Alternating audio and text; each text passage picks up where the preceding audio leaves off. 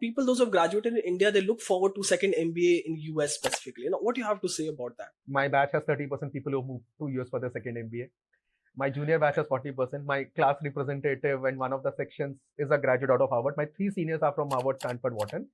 I'll tell you a couple of reasons around it. I'm working with someone who's graduated out of FMS before last year working for a Paytm as a product manager. One is you pick up your engineering degree, undergrad degree, you crack CAT with a great percentile because you're good at cracking examinations. You get into a B school because your parents want you to complete your education. You also want to complete your education because you've been living in a bubble which says complete your education, earn 30 lakhs, enjoy your life. Unfortunately, you realize that when you come into the industry, those 30 lakh comes with a lot of hard work, responsibility that you may not like, because you realize you could be great with finance because that paid you the most. You might not be made for it.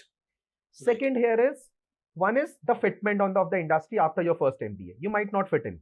So a lot of people stay in because they want to repay the loan, are still considering whether they are right in pursuing a second MBA, because our generation or our culture is not open for a second MBA when you've already done an MBA, even from an FMS or an IIM or an accelerate. So probably 3 years down the line, you realize, okay, Prodman is great, but I want to switch to finance now. Now you have an option. You don't have an option to do a second MBA here because Indian B schools won't take you. That's one. It could be because you don't have an option but you want to move in.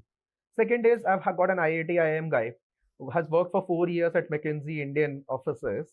Now he realized if he wants to move to US and make big bucks, swashing offices, wants to travel in jets and all that stuff, he realized that the pyramid is actually going to become shorter and thinner at the top, right? So you were able to get into McKinsey because you were an IIM Ahmedabad graduate.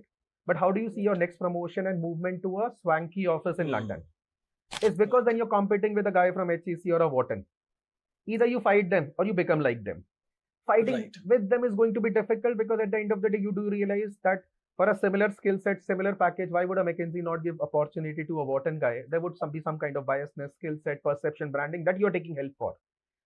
You become one like them. So you go to a Harvard, you pick up a second MBA, and then you probably are almost establishing that your way to becoming a partner is at least improved by 3 years. A lot of might say this has no end. But if the guy is ready to put in efforts and hard work, and if he believes that becoming a partner at McKinsey is his ultimate nirvana, let him do that. So one is because your first MBA was not thought through. Second is your first MBA was thought through and doing amazingly great at it. But you probably want to reach the top of the echelon, and that would need the intervention of a global school and not a regional school. Unfortunately, IIMs could come in any ranking of a top 100 for 1 year courses. One is they don't give their 1 year course as much as value as 2 year, and the ranking global MBA is for 1 year majorly.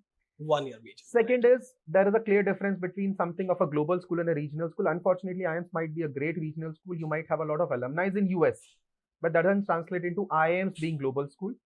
That's a problem with a lot of schools in the regional counterpart.